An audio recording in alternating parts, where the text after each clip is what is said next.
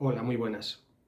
Nuestro objetivo en el presente vídeo es analizar brevemente las relaciones entre la memoria colectiva y la identidad, siguiendo el enfoque del marco teórico del materialismo filosófico. En primer lugar, vamos a definir el concepto de memoria histórica. Posteriormente, el concepto de identidad y, por último, trataremos de determinar las relaciones que median entre ambos conceptos, memoria colectiva e identidad. Creemos que este es un tema de gran actualidad y por eso nos hemos decidido a analizar estas relaciones.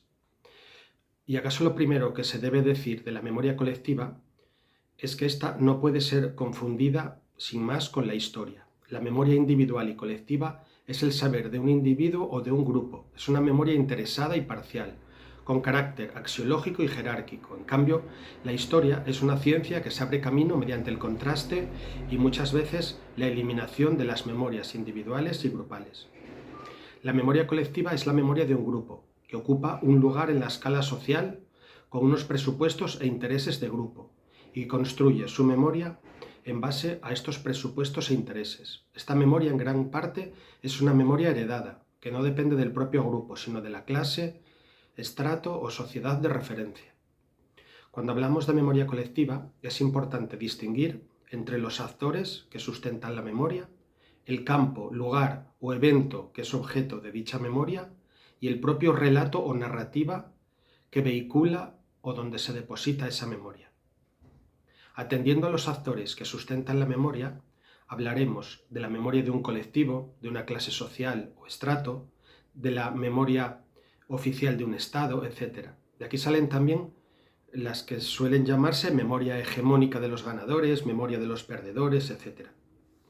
Cuando prestamos atención al objeto o campo de la memoria, tenemos que hablar de la memoria en torno a un lugar o a una época, la memoria en torno a una persona, a una cosa, a una acción o gesta, etc. En cambio, cuando aludimos a la narrativa en sí, tenemos que hablar de relatos que se dan a través del arte, a través de celebraciones, de ritos, etc.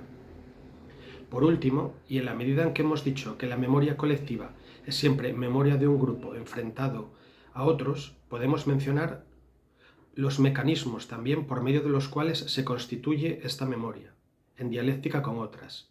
Y aquí incluiríamos entonces mecanismos como el mecanismo de visibilización de una persona, de una institución, de una hazaña, etc. Visibilización, invisibilización, resignificación, mitificación, desmitificación, etc. Diremos a continuación unas palabras sobre la idea de identidad. Desde el materialismo filosófico, la identidad se define como la relación del objeto con alguna clase o clases del entorno, que son constitutivas de dicho objeto. Decía Platón: doy gracias a Dios por haber nacido griego y no bárbaro. Doy gracias a Dios por haber nacido hombre y no mujer. Doy gracias a Dios por haber nacido libre y no esclavo. Pero por encima de todo, le agradezco haber nacido en el siglo de Sócrates. En este sentido, se podría decir que la identidad de Platón venía dada por estas características o clases del entorno: ser griego, hombre, libre y discípulo de Sócrates. Así es como funciona la idea de identidad cuando, por ejemplo, cuando se habla, por ejemplo, de la identificación de una sustancia química o de la identificación de una semilla, que no es otra cosa sino saber a qué clase pertenece. Ahora ya podemos intentar determinar la relación de la memoria colectiva con la identidad, una vez que hemos definido ambas ideas. La identidad, como hemos dicho, se define como la relación del objeto con alguna clase del entorno constitutivas de dicho objeto. Pero estas clases del entorno son siempre o casi siempre clases dadas en una línea espaciotemporal. Cuando Platón define su identidad, griego, hombre, libre, discípulo de Sócrates, estas clases son clases histórico-culturales que definen a Platón. Son clases que implican una historia de logros y conquistas previos, y una historia que está siendo permanentemente reescrita desde el presente de modo interesado por los diferentes grupos sociales, reescritura que define, en parte, la identidad de Platón. La relación entre memoria colectiva e identidad, por tanto, hay que entenderla a partir de esta dialéctica. El pasado, o mejor, el modo como se interpreta y reconstruye el pasado afecta a la identidad de los grupos afectados por dicha reconstrucción.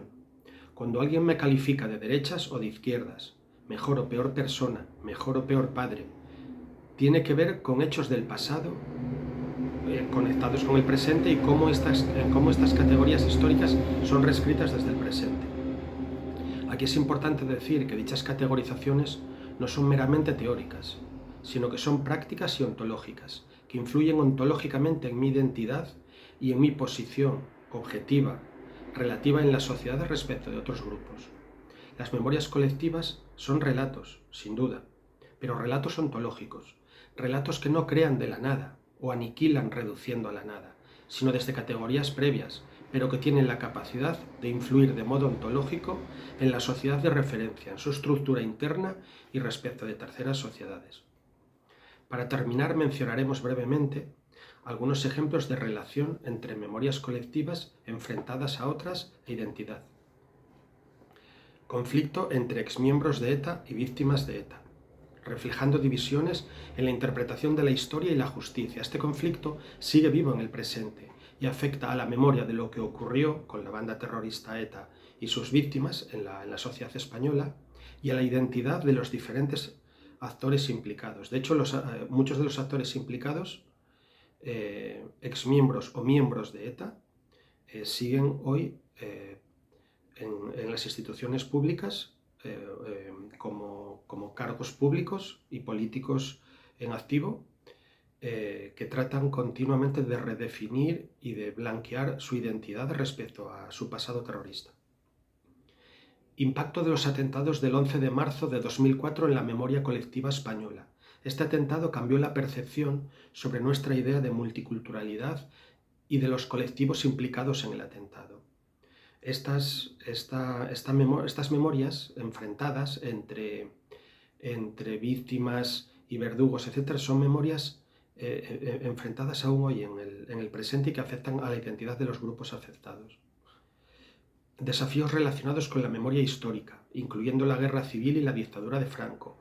Hoy es un tema candente, donde sobre todo algunos partidos políticos tratan de redefinir y reinterpretar lo que significó el franquismo y ubicar a muchas figuras, actores públicos y partidos en estas categorías. Categorías de fascismo, franquismo, etc. Nacionalismos periféricos. Algunos de estos nacionalismos tratan en la actualidad de redefinir su relación política de pertenencia a la nación política española. Y uno de los mecanismos y vías que utilizan para esta redefinición de su relación con la nación política española es precisamente reescribiendo su historia. Todos somos conscientes y estamos al tanto de cómo tratan de reconstruir la historia en beneficio propio, en beneficio de este plan y programa de independencia de estas naciones periféricas. Conflictos también entre generaciones. El envejecimiento de la población en España genera conflictos generacionales en términos de valores, prioridades y recursos. Las generaciones jóvenes a veces se frustran por falta de oportunidades y el conservadurismo de los mayores, mientras que estos últimos, los mayores, tratan de seguir manteniendo un protagonismo y activismo en la sociedad de referencia. Y todo esto implica, pues, una reescritura de identidades, en el fondo, de lo que ha pasado, de lo que sigue pasando y en el fondo del papel de cada uno en la sociedad y de su identidad como miembros y ciudadanos de la sociedad de referencia. Y hasta aquí nuestro vídeo de hoy. Esperamos que os haya gustado. Muchas gracias por su atención.